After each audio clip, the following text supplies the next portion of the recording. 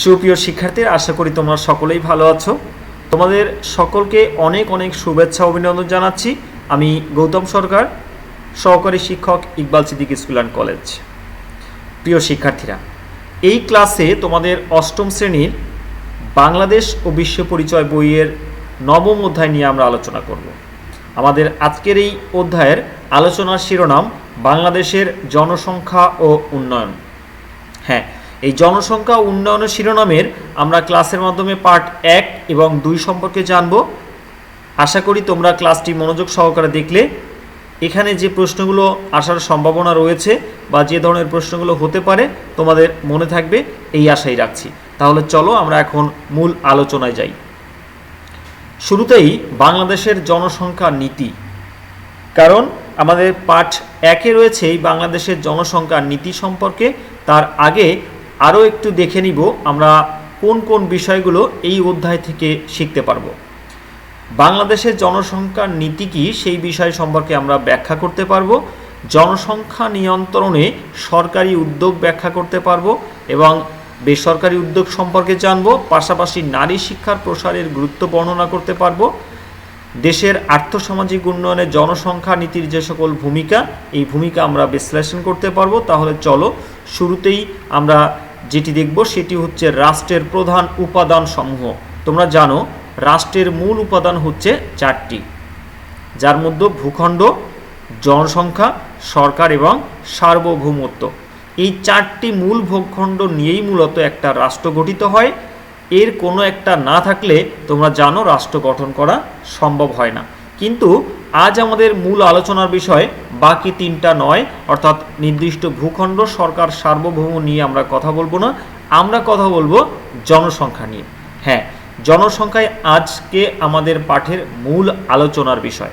তাহলে জনসংখ্যা, রাষ্ট্রের অপরিহার্য উপাদান যেটি, সেটি হলো এই জনসংখ্যা, এবং রাষ্ট্রের অপরিহার্য উপাদান উন্নয়নের মূল চাবিকাঠিই হচ্ছে এই জনসংখ্যা।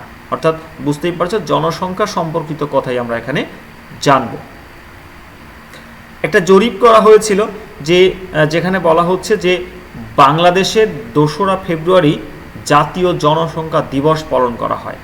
হ্যাঁ, আমাদের জাতীয় যে জনসংখ্যা দিবস, এটা কত তারিখে পালন করা হয়?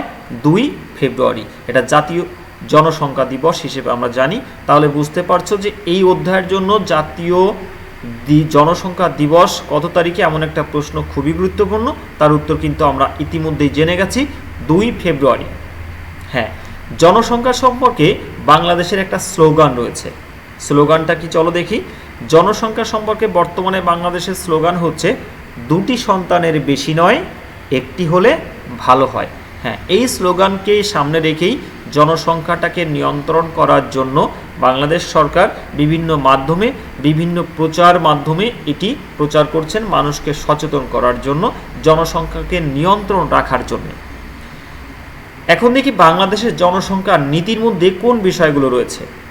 সাধারণভাবে একটি দেশের জনসংখ্যার বিষয়ে জাতীয় পর্যায়ে পরিকল্পনা গ্রহণ করার জন্যে যে দিক নির্দেশনা হয় তাকে দেশটির জনসংখ্যার নীতি বলে। কাকে বলা হয়? এটা কিন্তু একটা প্রশ্ন, খুবই গুরুত্বপূর্ণ প্রশ্ন, যে জনসংখ্যা নীতি কাকে বলে বা জনসংখ্যা নীতি কি? জনসংখ্যা নীতির সংজ্ঞা দাও। তাহলে কিভাবে সংজ্ঞায়িত করব? সাধারণভাবে একটি দেশের জনসংখ্যা বিষয়ে জাতীয় পর্যায়ে পরিকল্পনা গ্রহণ করার জন্য যে দিক নির্দেশনা হয় তাকে দেশটির জনসংখ্যা নীতি বলে। একটু বিস্তারিত যদি বলতে হয়, যে দেশের আর্থসামাজিক অবস্থার সঙ্গে সামঞ্জস্য রেখে এই নীতি মূলত প্রণয়ন করা হয়। এই নীতির লক্ষ্য হলো জনসংখ্যা নিয়ন্ত্রণ করে দেশের নাগরিকদের জীবন মানকে উন্নতি করা এবং দেশের যে সকল আর্থসামাজিক রয়েছে এই আর্থসামাজিক উন্নয়ন নিশ্চিত করাই হচ্ছে মূলত এই জনসংখ্যা নিয়ন্ত্রণের মূল লক্ষ্য। বাংলাদেশের জনসংখ্যা নীতির মূল লক্ষ্য এবং উদ্দেশ্য রয়েছে, আমরা ধীরে ধীরে জানব। তো স্লাইডে আরও বেশি কিছু দেখানো হয়েছে, যে বেশ কিছু বিষয়, তার মধ্যে বাংলাদেশের জনসংখ্যা নীতির বৈশিষ্ট্য। হ্যাঁ, দেশের আর্থসামাজিক অবস্থার সাথে সামঞ্জস্যপূর্ণ রেখে এই বৈশিষ্ট্য নির্ধারণ করা হয়। এছাড়া রয়েছে জনসংখ্যা নীতির সাধারণ যে উদ্দেশ্যগুলো, সেই উদ্দেশ্য। তাহলে এখন আমরা একে একে দেখে নিব যে বাংলাদেশের জনসংখ্যা নীতির মূল লক্ষ্য বা উদ্দেশ্যগুলো কী। দেখো, দেশের সব মানুষের জন্য প্রয়োজনীয় স্বাস্থ্য ও পরিবার পরিকল্পনা বা পরিবার কল্পনা সেবা পৌঁছে দেওয়াই হচ্ছে এর মূল লক্ষ্য বা উদ্দেশ্য। পরিবার পরিকল্পনা সেবা পৌঁছে দেওয়ার জন্য পরবর্তীতে রয়েছে পরিবার পরিকল্পনার কর্মসূচি ও প্রজনন স্বাস্থ্য সেবা জোরদার করার জন্য এই জনসংখ্যা নীতি প্রণয়ন করা হয়।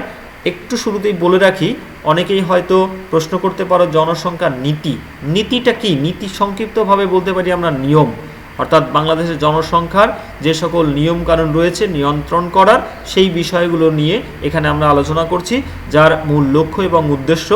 এই উদ্দেশ্য এবং লক্ষ্যর মধ্যে রয়েছে শিশু ও নারীর অপুষ্টির হার কমিয়ে আনা।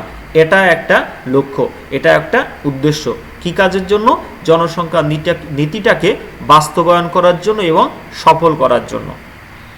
এছাড়া ইউনিয়ন পর্যায় পর্যন্ত নারীর ও শিশুদের স্বাস্থ্যসেবার ব্যবস্থা করা, প্রাথমিক স্বাস্থ্যসেবা সম্প্রসারণের মাধ্যমে সর্বত্র মানুষের কাছে বা সর্বস্তরের মানুষের কাছে এই স্বাস্থ্যসেবাটা পৌঁছে দেওয়া, এটাও এই জনসংখ্যা নীতির একটা উদ্দেশ্য। পাশাপাশি রয়েছে দরিদ্র জনগোষ্ঠী ও বিশেষ চাহিদা সম্পন্ন শিশু। তোমরা জানো যে বিশেষ চাহিদা সম্পন্ন মানুষের জন্য স্বাস্থ্যসেবার ব্যবস্থা করা অত্যন্ত জরুরি। এবং সর্বশেষ যে পয়েন্টটা আমরা দেখতে পাচ্ছি সেটি হলো প্রবীণ জনগোষ্ঠীর নিরাপত্তা ও স্বাস্থ্যসেবা নিশ্চিত করা। তোমরা জানো প্রবীণ ব্যক্তি কাদেরকে বলা হয়? সাধারণত আমাদের দেশে 60 বছরের বেশি বয়সের মানুষদেরকে প্রবীণ বলা হয় এবং তারাই বেশি স্বাস্থ্য ঝুঁকিতে থেকে থাকে, যার কারণে তাদের ক্ষেত্রেও তাদের নিরাপত্তা এবং স্বাস্থ্যসেবা নিশ্চিত করাও আমাদের এই জনসংখ্যা নীতির একটা লক্ষ্য এবং উদ্দেশ্যের মধ্যে রয়েছে। এখন আসি জনসংখ্যা নীতি, এই জনসংখ্যা নিয়ন্ত্রণে সরকারি উদ্যোগগুলো কী? সরকার কী ধরনের ভূমিকা পালন করে থাকে জনসংখ্যা নিয়ন্ত্রণের ক্ষেত্রে? পালন করে থাকে প্রাথমিক এবং গণশিক্ষাকে তারা অগ্রাধিকার দিয়েই এই কার্যক্রমগুলো তারা চালিয়ে থাকে। নারী শিক্ষার প্রসার ঘটিয়ে থাকে, অর্থাৎ নারীকে যদি সচেতন করা যায়, নারীকে যদি বোঝানো যায় জনসংখ্যার কুফল সম্পর্কে, তবেই তারা সচেতন হবে। সকল নাগরিকের চিকিৎসা সেবা নিশ্চিত করার পরিকল্পনা রয়েছে। বিয়ে রেজিস্ট্রেশনে গুরুত্ব আরোপ করা, অর্থাৎ বিয়ে করার ক্ষেত্রে রেজিস্ট্রেশনের প্রতি গুরুত্ব আরোপ করতে বলা হয়েছে এবং স্বনির্ভরতা অর্জনের জন্য নারীর অংশগ্রহণ করতে হবে। স্বনির্ভরতা মানে কি? যখন একজন নারী শিক্ষিত হয়ে থাকে তখন তাকে অন্য কারোর অধীনে থাকতে হয় না। এই অধীনে না থাকার কারণে সে কিন্তু স্বনির্ভরশীলতা হতে পারে, অর্থাৎ নিজের উপর সে নির্ভর করতে পারে, নিজেই আয় রোজগার করতে পারে, যার কারণে অন্যের উপর তাকে আর নির্ভর করতে হয় না, অন্যের অধীনে তাকে আর থাকতে হয় না। এই জন্য বলছে যে নারীর স্বনির্ভরতা অর্জনের জন্য তাকে কাজ করতে হবে। এখন আসি বেসরকারি উদ্যোগ। কিভাবে বেসরকারি উদ্যোগের মাধ্যমে এই লক্ষ্য এবং উদ্দেশ্যগুলোকে সফল করা যায়? কিসের? জনসংখ্যা নীতির লক্ষ্য এবং উদ্দেশ্যকে কিভাবে বাস্তবায়ন করা যায়। দেখো, বেসরকারি উদ্যোগের কথা বলছে যে কমিউনিটি ভিত্তিক পরিবার পরিকল্পনা প্রকল্প চালু করতে হবে, 2 সন্তানের পরিকল্পিত পরিবার গঠন করতে হবে, বাল্য বিবাহ রোধে উদ্বুদ্ধকরণ প্রশিক্ষণ কার্যক্রম চালাতে হবে।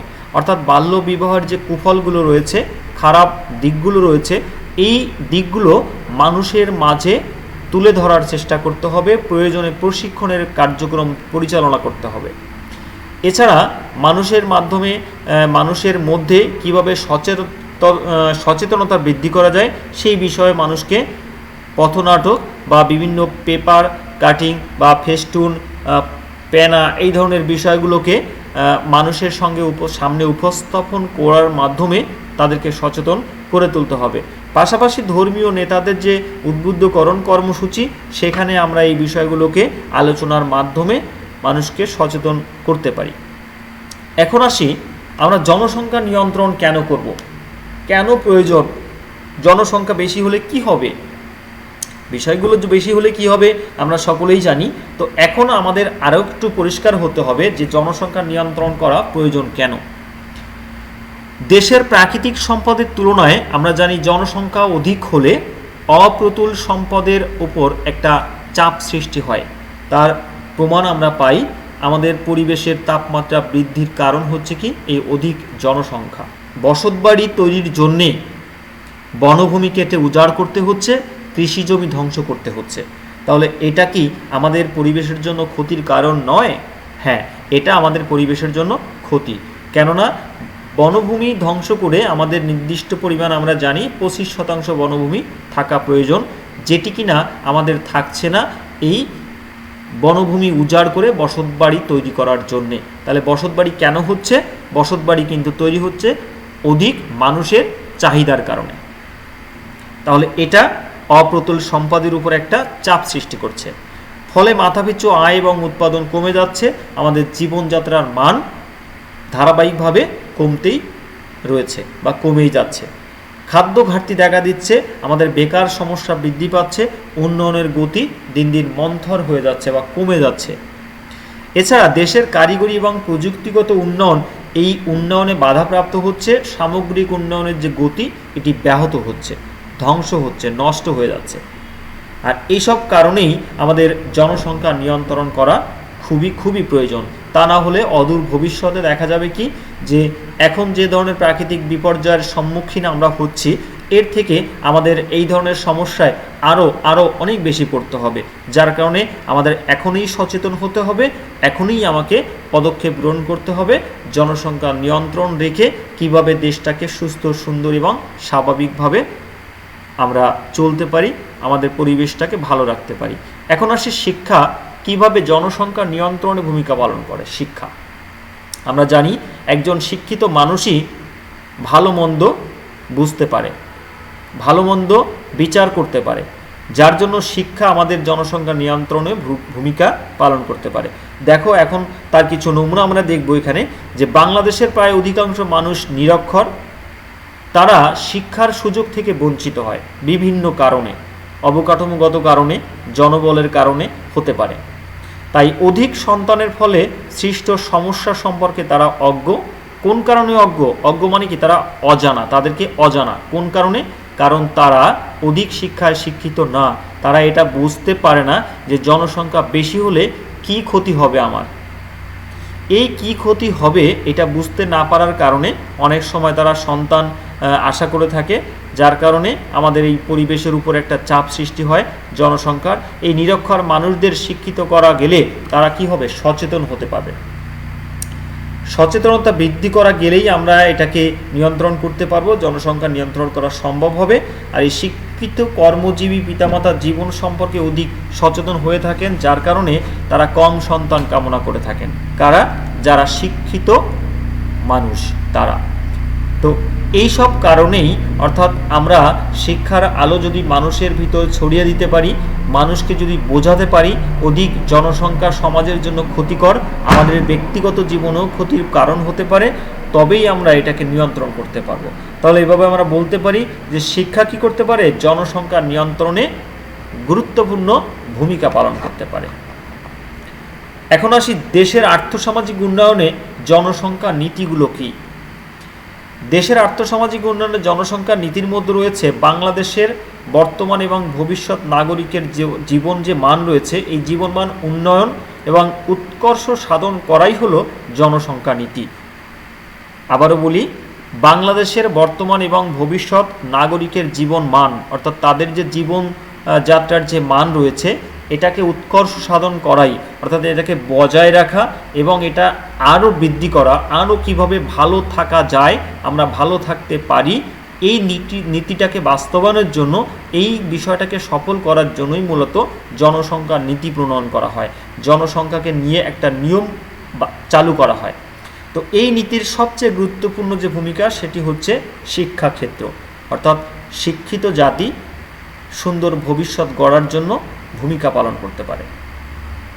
এছাড়া প্রাথমিক এবং গণশিক্ষার মাধ্যমে সাক্ষরতার হার বৃদ্ধি করা যেতে পারে বা বৃদ্ধিও পাচ্ছে। জনসংখ্যা নিয়ন্ত্রণের প্রয়োজনীয়তা সঠিকভাবে অনুধাবন করতে পারছে বই বিতরণ, উপবৃত্তি ও বৃত্তি ব্যবস্থায় নারী শিক্ষার হার দিন দিন বৃদ্ধি পাচ্ছে। এছাড়া বাল্যবিবাহ রোধ আইন এবং কাবিন নিবন্ধন বাধ্যতামূলক করাতে কম বয়সে বিবাহের সংখ্যা এখন হ্রাস পেয়েছে আমরা দেখতে পাচ্ছি। কারণ কিছুদিন আগেই তোমরা জানো যে স্কুল পড়ুয়া এক শিক্ষার্থীর বিয়ে হয়ে যাচ্ছিল, কিন্তু আইন প্রয়োগকারী সংস্থার কারণে বা আইন শৃঙ্খলা বাহিনীর তৎপরতার কারণে সে এখন বিবাহর পিঁড়ি থেকে উঠে স্কুলে গিয়েছে। তার মানে তার বাল্যবিবাহ সে রোধ করতে পেরেছে। হাঁস মুরগির খামার, মাছ চাষ, ছাগল পালন, পোশাক শিল্প, বুটিক শিল্পের ক্ষেত্রে সরকারি এবং বেসরকারি যে পৃষ্ঠপোষকতা রয়েছে বা সহযোগিতা রয়েছে, এই সহযোগিতার কারণে দারিদ্র্যের হার দিন দিন কমেছে।